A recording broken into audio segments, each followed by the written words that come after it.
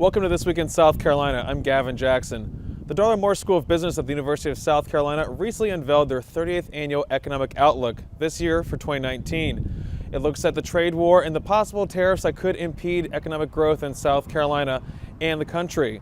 South Carolina's economy remains strong thanks to job growth that's fueling extremely low unemployment, higher income, and consumer spending. Economists with the University of South Carolina expect steady employment and wage gains to continue into 2019, with job creation the single best predictor of economic performance to grow 1.8% in the next year. However, several factors will be in play in 2019, including rising interest rates and issues surrounding international trade policy, predominantly the ongoing trade war with China. The tariffs associated with the trade war have driven volatility in South Carolina, specifically in the automotive sector. Should a trade deal not be reached and further damage inflicted upon the state's bustling automotive sector, job growth could stall, and impacts to suppliers and manufacturing could be felt. Just as an example, for every 10 jobs created or supported directly within the state's automotive industry, another 27 are created in the state's economy, a multiplier effect that can also lead to negative impacts as well, the economists say. All signs point to 2019 being a good economic year for South Carolina. Joining us today to discuss the economic outlook is Dr. Joey Von Nessen, a research economist at the Darla Moore School of Business. Together with the school research director, Dr. Doug Woodward, he authors the annual report. Joey, thanks for being here. Thank you. Great to be with you. So we just saw the economic outlook come out. What are we expecting for 2019? Well, 2019 in South Carolina is looking good. South Carolina is coming off of a strong year in 2018. Most of our market fundamentals are strong. We've seen solid performance throughout the state. That includes job growth and income growth. It includes an increase in consumer spending, and we've also benefited from lower gas prices. But on the flip side of that, as we look ahead, we are in an economy that I like to call an economic tug of war, or an economic perspective, an economic tug of war, meaning that those factors are moving us in the right direction, but we're being tugged at by tariffs and also by interest rate hikes that we've seen in 2018. So strong fundamentals, but policy changes that are pulling us in the opposite direction. So it's a balancing act for 2019 to be sure. And is that tugging more negatively? Is that outweighing the positives that we're seeing, or is it pretty much keeping us right in the middle? Maybe we're not going far enough ahead, but we're not really going behind. Where does it kind of put us in this tug of war? Right now, it's putting us right in the middle. So 2019 is looking to be comparable to 2018 in terms of our current growth expectations. And that could be boosted significantly if we do see, for example, a decrease in the automotive tariffs that have affected the U.S. and South Carolina in particular. So our projected growth rate for 2019 right now in terms of overall employment is 1.8%. And if we see a significant reduction in the automotive tariffs, that could be boosted by as much as half of a percentage point. So over 2%, which is significant considering that the best we've done in this expansion is just under 3% growth, which occurred several years ago. So things are still looking pretty strong, pretty solid in terms of this job growth. Yes, overall market fundamentals are sound in South Carolina, and so the question is I think whether it's going to be a good year for 2019 or maybe a great year depending on what we see going forward. But all things considered, South Carolina is very strong right now. And a lot of that job growth too is tied to the tariffs, which we're going to get further into. But I think last week you were given a briefing about this, and that job growth is kind of the difference between about that 1.8%, the 2% I think you're talking about is a difference of what, 6,000 jobs About perhaps? 6,000 jobs, that's right. So when we look at that, we're looking both at the jobs that would be created in the automotive sector as well as all the additional jobs from the economic multiplier effect, which are all the jobs that come from automotive companies in South Carolina not only hiring but also spending dollars within the state with different suppliers. Those suppliers then see an increase in demand and then hire additional workers and purchase from their suppliers. And then all the workers are spending their wages in South Carolina as well. So when you add all that together, you get a total of approximately 6,000 jobs that we could see if we see ultimately a decrease in the price of these vehicles that would occur if the tariffs were reduced. We look at the markets, we look at the economy, and volatility is a word we've been seeing a lot about. A lot of big market swings recently. I know my mother, who just retired, she's always telling me about what the Dow is doing because she's looking at retirement all the time. And she's not the only baby boomer doing that. So I'm wondering, What do people look at? I mean, some of these people might be on the fence. Maybe they want to retire. Maybe they want to start moving to South Carolina, for example. People want to start getting out of the workforce, which therefore opens up more opportunities for people like me and others to move up. I mean, but is this all influencing volatility in the market at this point, or what? How does the economy look when we see the market reflecting upon it? Well, the volatility is certainly something that's new in 2018. So we've seen effectively, if we look at the stock market, zero growth, plus or minus, depending on the day, of course, relative to 2017, where we basically saw about a 25% gain for the year as a whole. But when we look at people who are looking to move to South Carolina and looking to retire, of course, when we're looking at investment profiles, for example, that's really more of a long-run game. So I think that if you're looking from the perspective of the average South Carolinian who's looking to invest or when to invest, that should be more about a long-run factor than looking at the short run. So if you're investing, you want to be looking at what the stock market's going to be doing 10 years from now as opposed to 1 year from now. So I think volatility there shouldn't be as important of a factor to be considering. Mm-hmm. But in terms of, you mentioned people moving to South Carolina, this state remains benefits from immigration. We typically see more immigration relative to most other states in the nation because we have a lower cost of living, because we have a high quality of life. You look at all the natural amenities, the weather, a number of different things in South Carolina. And that benefits us particularly because right now we're in such a tight labor market. Mm-hmm. Unemployment at the national level is 3.7%. South Carolina is doing better than that, 3.3%. And so that benefits us because companies who are overwhelmingly looking to find workers that meet the skills that they need, this is a problem for employers in South Carolina and across the country. But employers here can also draw on those additional resources from people coming in from outside the state. And that's a resource that our state has that other states may not, at least not to the extent that we do. So another factor that really positions South Carolina pretty well going forward, and economically at least. Exactly. And just Joey, kind of giving a breakdown a little bit about, you guys have been doing this report for decades. How do you determine these factors? How do we know that South Carolina is going to have a decent year, at least a good year in 2019? What factors do you guys look at when you do this study and before you publish it? Well, we have to look at historical trends, first of all, and look at the major metrics that typically define what a thriving economy would look like. So those boil down to, in essence, different forms of looking at job growth and income growth, because those are the real factors that matter to employers, matter to our residents, and matter to South Carolinians. So we look at historical trends there. We also look at industry growth patterns and how changes in U.S. growth trends are affecting South Carolina. One example of that is to look at advanced manufacturing. The automotive sector is one good example there. And manufacturing is moving south, and it has been for years.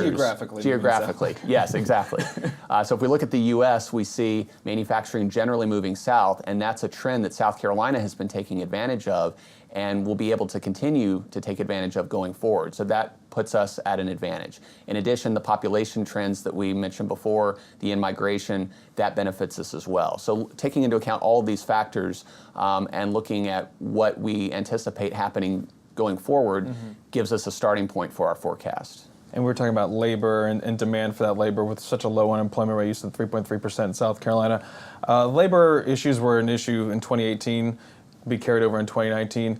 What does that say, and how do we fix that situation? I mean, is it a matter of enticing more people to come from out of state? Is it a matter of boosting what we have in state in terms of economic workforce development? How do we fix that labor shortage if unemployment is so low? It's a challenge, to be sure. I think there are a couple of factors at play. The first is that when you have an unemployment rate this low, part of that struggle to find workers is just normal because you're reaching deeper into the labor pool and you just have fewer workers that you can find.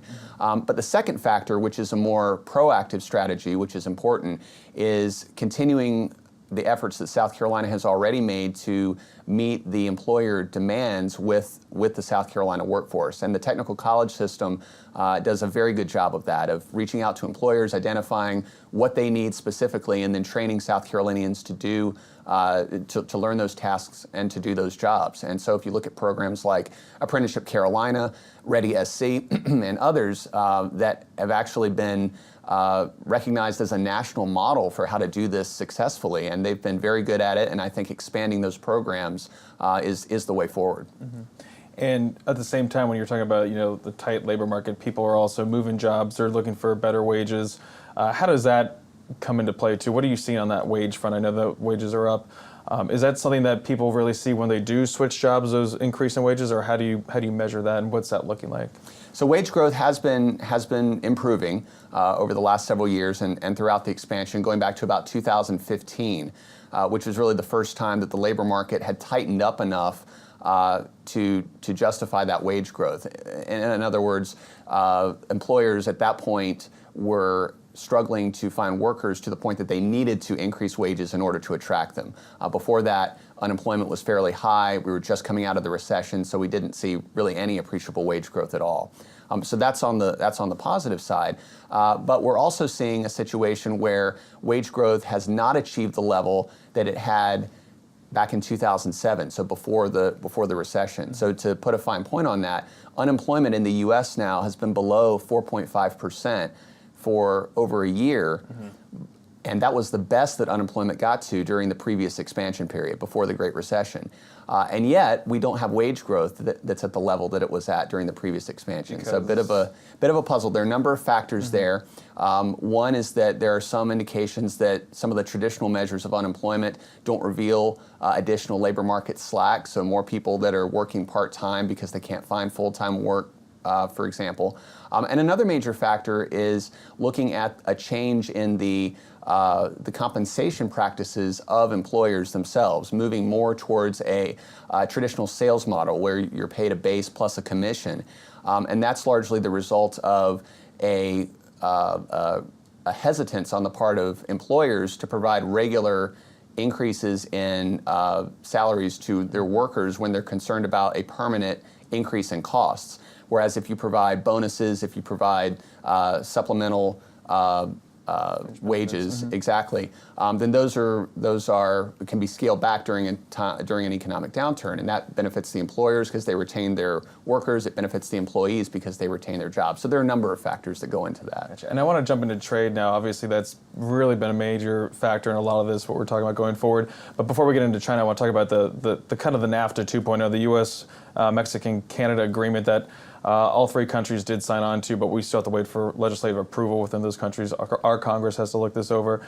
But that was signed at the end of November. It's kind of being called NAFTA 2.0 because it really tweaks a lot of what was going on in the 90s, the agreement that we saw in place. It's still in place. It's still affecting South Carolina, which it did a lot more in the beginning. I'm wondering if this agreement does go through, just kind of tell us a little bit about what we see in that agreement and if it could impact South Carolina either for the worse or for the better. Obviously, it's not a major overhaul of NAFTA, but there are some changes in there that could affect South Carolina. What do you guys see when we look at that agreement specifically? So there are two factors to the USMCA that we think will impact South Carolina, and possibly in a positive way. One is the additional requirement for more local content for production, particularly in the auto sector, which is going to, of course, anything that affects the auto sector is going to disproportionately affect South Carolina.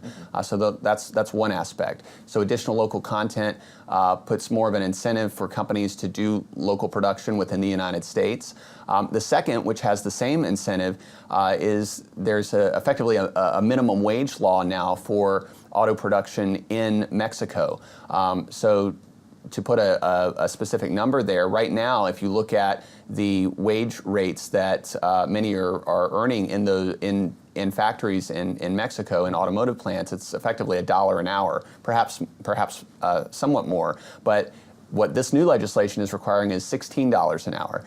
So again, very much changing the incentive structure of these manufacturers and making it more likely that they'll locate in the U.S. and locate in South Carolina. So so both of those factors have upside potential for South Carolina in terms of encouraging more production. And of course, President Donald Trump saying if the U.S. does not go along with this NAFTA proposal, that this USMCA proposal, that he'll just pull NAFTA entirely, which I guess, Right. that would take a lot of work to do. You can't just do our little Brexit there. It would be like a 6-month-long process, is what I understand. But I'm assuming there might be some sort of way to work with the president and this proposal. The Democrats and Republicans are still pretty much to be determined on how they feel about this, because we haven't seen it go through Congress yet. Yeah, there are a lot of politics that go into this, and you're right. We really don't know what the response is going to be in 2019.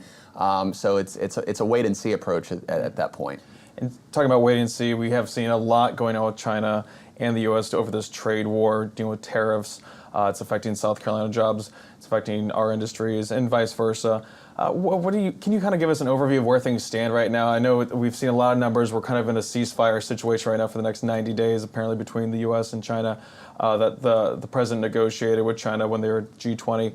What do you see happening right now, and where do we stand, or where the import numbers, the tariff numbers right now stand, essentially? So in terms of where we are now, with respect to the automotive tariffs in particular, we have seen a decline in export activity out of South Carolina, out of the Charleston port in 2018. The first time that we've seen a decline in activity, in overall growth, I should say, in the growth rates in this expansion period going back to 2010. And we have seen somewhat of a decline in the automotive sector, particularly with respect to contingent labor. That is, workers that are hired through staffing firms. So in manufacturing in general in South Carolina and other states too, a sizable portion of the workforce is hired through staffing firms to give manufacturers more flexibility, because a lot of their production process is seasonal and so forth. And so we've seen a decline in the growth rates there. So there have been some manifestations in the data for these tariffs that have been implemented this year. But if we back up and look more broadly, there are multiple phases that we can look to in terms of how they affect South Carolina. So if we go back to January of 2018, we saw the solar and the washing machine tariffs put into place. We see potential effects in South Carolina. With Samsung, for example, which is opening a new plant in Newberry that will expand to 1,000 jobs by 2020. We saw the steel and aluminum tariffs, which affects manufacturing, auto manufacturing, but also a number of other products as well across the U.S. And then these automotive tariffs. The biggest piece of it, so there are two components to the auto tariffs in general that have had the effects that we just talked about. One is the increased tariffs on incoming auto parts to the U.S., and then the retaliatory tariffs that China has put in place of 40% on vehicles sent to China that are manufactured in the United States. And that's really the bulk of the impact that we feel. And that's why we're seeing our BMWs and Volvos decide to up production of their plants in China, as opposed to doing so in South Carolina specifically. Exactly. About 70% of BMWs that are manufactured in South Carolina are sold to customers outside of the United States. So we are very much an export-oriented state. So tariffs in the auto sector disproportionately affect our state. And then and we were talking about this earlier, does that come back if everything kind of goes back to normal, hypothetically? Would we see that production come back, or do they get comfortable saying, hey, we know we can bank on having these cars manufactured here in China. We're just going to do that here in China. We're not going to bring that back to South Carolina. I mean, how does that work if things should be renegotiated back to where they were before? So that's a great question, and the short answer is that we really don't know. I think that we have to. That's a risk, and that risk is weighed against the potential benefits if these negotiations do go through, and we do see a significant reduction in tariffs in the long run. It's a balance against that risk factor versus the benefits of lower tariffs that will lower prices for the consumer and ultimately increase economic activity. But it's a great question, and we don't know. But we're looking at what companies are telling us that their plans are. But companies we do know do not like uncertainty. Uncertainty breeds paralysis, and they do want to be in a location where they can count on consistent policies over time. So that's a factor as well. And then you wondered if this deal doesn't go through. They're negotiating right now. Like we said, things aren't going to go into place for some time now. If that doesn't go through, does it negatively affect South Carolina to the point where we don't have the same economic outlook as you guys have predicted, or have you factored in some of those possibilities in terms of tariffs in terms of growth in South Carolina in 2019? Well, if we do see a positive resolution in the sense that we see a significant reduction in these automotive tariffs, those are the growth rates that we alluded to, that we talked about before. So increasing employment growth from about 1.8% to 2.2, 2.3%, about half of a percentage point gain there. If we continue as we on the track that we are now, we're anticipating that 2019 will probably look very similar to 2018. Simply because the market fundamentals are still strong. So the automotive sector is important, and tariffs are important to get resolved, but they're not the exclusive force that's driving our economy. So again, our market fundamentals across the board are still very strong. So we can see a good year in South Carolina, even if we continue to see this uncertainty continue into the new year. And then just kind of wrapping up with tariffs, we did see the tax cuts go through. Really saw some impact from that this year, especially. Did those get chewed up? Does that sugar high get chewed up by the tariffs and the uncertainty there? It seems like it could counterbalance each other right there. It can, and that's exactly right. So this year we've seen an uptick in consumer spending. About 80% of households across the U.S. saw a reduction in their tax bill effectively from the tax cut package in 2017, and we also saw a significant uptick in private investment. So both work to increase our GDP, which has been above 3% now for consecutive quarters.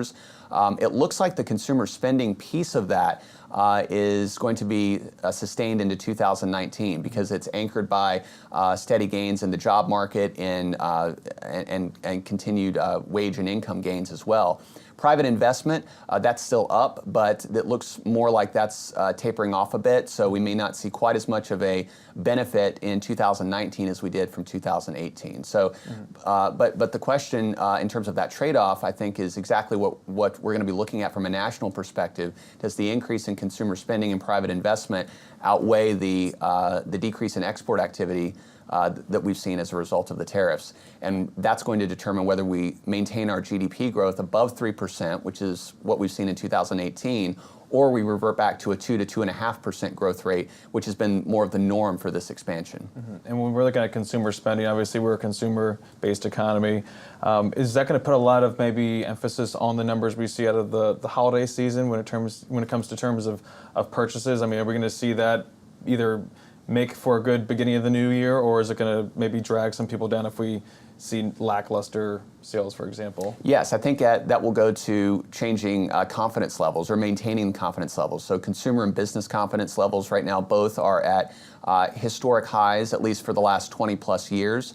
And the psychology of the economy is very important. This is something that I think we need to emphasize as a major factor here, because when you see more confidence, that tends to get consumers to spend more, businesses to invest more, and a good holiday season would be a good jump start to 2019. So yes, I think it matters, and we'll be looking at that very carefully. And just looking at economics in general, are there any things, I mean, you're saying we're going to have a good 2019, we're not really questioning anything drastic, but are there things people should be looking for if there might be twinges of a slowdown? I mean, it seems like everyone says we're almost due for a recession because we have been growing for so long. I think we're going to have a record if we go through the second half of the year, essentially, but should people start taking note of little things, GDP indicators? What could they look to if they want to maybe have an idea that, hey, things might be slowing down soon, I should reinvest, or I should allocate funds differently? Well, I think one of the best leading indicators to look at from a national and a local perspective is unemployment insurance claims, because typically when you see a spike there, that gives an indication of what employers are, what demand they're seeing across the board. So, for example, it's easy to see, we see in the news all the time when you have a major manufacturer or a major company experience significant layoffs or shuts down, that makes the news. But what doesn't make the news is when you have a lot of smaller companies that see that may see downturns simultaneously. And so unemployment insurance claims is a way to keep track of that. So that's a very good leading indicator. The good news is right now unemployment insurance claims are continuing to tick downwards or maintain a fairly steady their steady level. So there's no indication at this point that that's a concern. But I'd say that's really the biggest leading indicator to be following to try and get a pulse on what's coming, especially if we're worried about a downturn in the coming months. And we have about 2 minutes left here. Just want to touch on the Federal Reserve. They're going to meet later this month. Want to see, we have been seeing the increase in the interest rate. Do we have any worry that that could have a chilling effect, or if that's something that people should just factor in, or is that the new norm that we're returning to an era of normalcy when it comes to interest rates, essentially? Well, interest rates going up at a high level is a good thing, because it does mean that we are seeing a booming economy, and it requires for the Fed to take action. So the fact that the interest rates are going up in general is actually a positive. However, we have seen, because they have raised rates fairly aggressively this year, we've seen some declines in housing markets across the country, because housing has become more expensive. And the increased volatility, of course, makes any policy change have that much of a bigger effect, at least in the short run, or affecting confidence. So right now, what we're seeing is that in 2019, it looks like that the Fed is likely to back off a bit. So we're not going to see as aggressive set of hikes, yes, as we have in 2018. So I think that's what our forecast is going forward. That's what they're saying, and that's likely what we're going to see, at least in the coming months. So plenty to look forward to, and like we were saying earlier, plenty of people are actually probably paying more attention to the economy now, especially since tariffs have become a household name. Right, we would never thought that would be the case 4 or 5 years ago. Yeah. So that was the case for 2018, 2019. We'll see what remains. So great economic outlook as always, Dr. Joseph Van Nessen, for joining us. We appreciate your time and your economic outlook as always. Also, check out the South Carolina Lead, a political podcast that can be found on your podcast app on any mobile device. Each week, I recap the weekly political news with reporters who covered it. From the Kennedy Greenhouse studio on the campus of the University of South Carolina, I'm Gavin Jackson. Happy holidays.